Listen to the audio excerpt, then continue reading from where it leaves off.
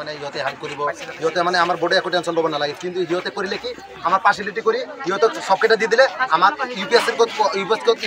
কৈ কৰা মানে আমাৰ ডিস্ট্ৰিক্ট দিলে তোমালোক পৰা আমি গলপাৰা গৈছো ইউনিভাৰ্সিটি আমাৰ ইউএসটিএমৰ অধীনত একটা ডিপার্টমেন্ট আছে যাতে কি ইন্টিগ্রেটেড কোর্স করা হয় জেডব্লিউ লিড আর বোর্ডারও বলি করা হয় কিন্তু বোর্ডার ক্লাস রাখা হয় ডাইরেক্ট আমার নোমান স্যার আমার সেন্টার হেড যেটা আছে তার ইন্টিগ্রেটেড আমার যেটা এডমিশন তাত আমাক কোৱা হৈছে যে তোমালোকে এডমিশন লোৱা তোমালোকৰ বোৰ্ডৰ কাৰণে টেনশন কৰিব নালাগে তোমালোকে নিট বা জেডব্লিউৰ কাৰণে যেটো প্ৰিপাৰেশ্যন কৰিব আহিছে সেইটো লৈ তোমালোকে টেনশন কৰি থাকে সেইটো লৈ কৰা তোমালোকে সেইবাবে আমি ভাবি আহিছোঁ ইয়ালৈকে আহিছোঁ আমাক 400 কিলোমিটাৰ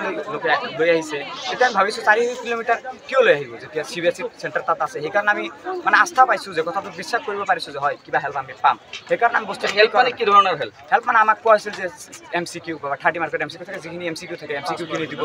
মানে ইমান কৰি দিয়ে মানে MCQ কিনি দিব 5 মাৰ্ক MCQ কিনি মানে তোমালোকক সহায় কৰি দিব উত্তৰখিনি আমাক ইয়াত চেণ্টাৰৰ মানে নোমান ছাৰে কৈছিল যে দিব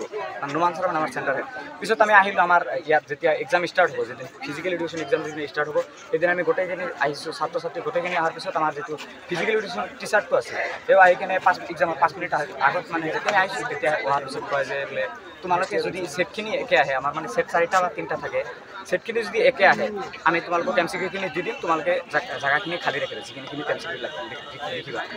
সেইকাৰণে আমি মানে আস্থা পাই সেইখিনি আৰু লিখা নাই আমি বন্ধ কৰি থৈ দিছোঁ লিখা বাদ দি সেইখিনি খালী থৈ দিছোঁ খালী কুৱেশ্যনখিনি লিখি এনচাৰখিনি লিখা নাই থৈ দিছোঁ পিছত আৰু আমি 2 মিনিট এক্সাম শেষ হ'ব 2 মিনিট তেতিয়ালৈকে আমি হোপ লৈ আছোঁ যে আমাক MCQ দিব সেইটোৱে লিখিম মানে নিজৰ ওপৰত থাকিলে তথাপি আমি ইমানখিনি পৰা নাছিলোঁ আমাৰ মই কৰিছিলোঁ যদিও কৰিছিলোঁ আমাক আশা দিছিল সেইটোৰ ওপৰত আমি বেছি ডিপেণ্ডেণ্ট এনচাৰ পালে সেইটোত আৰু বেছি ডিপেণ্ডেণ্ট থাকে অভিয়াছলি সেইকাৰণে আমি ডিপেণ্ডেণ্ট আছিলোঁ 2 মিনিট আগত আমি হোপ আছিলোঁ কিন্তু দিয়া নাই সেইটোলৈ আমি কৰা নাই আমি মেমক ক'লোঁ যে এনেকুৱা অৱস্থা হৈছে আমি শুনিলোঁ যে CPSৰ পিছত তলৰ যিটো ইয়াৰ যিটো আমি গুৱাহাটীৰ পৰা আহিছোঁ ইয়াত 2 বছৰ যিখিনি ষ্টুডেণ্টে পঢ়ি আছিল সিহঁতক MCQ দিয়া হৈছে আমাক ইয়াৰ ষ্টুডেণ্টবিলাকে ক'লে যিখিনি আমি চ'ৰ্চত পাইছোঁ তাৰমানে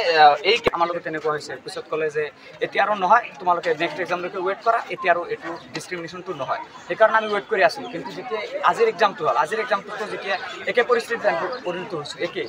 ছেম আৰু ইয়াৰ চেণ্টাৰবিলাকত ইয়াত যিটো 2 বছৰ পৰিছে ছাত্ৰ ছাত্ৰী এইবিলাকক যেতিয়া MCQ কৈ দিয়া হৈছে আমাক কৈ দিয়া নাই তেতিয়া আমি আৰু ইয়াত প্ৰটেষ্ট কৰি আছোঁ আমাৰ এতিয়া এটাই বস্তু লাগে এনেকুৱা ডিছক্ৰিমিনেশ্যনৰ যিটো জাষ্টিছটো আছে আমাক এতিয়া জাষ্টিছটো লাগে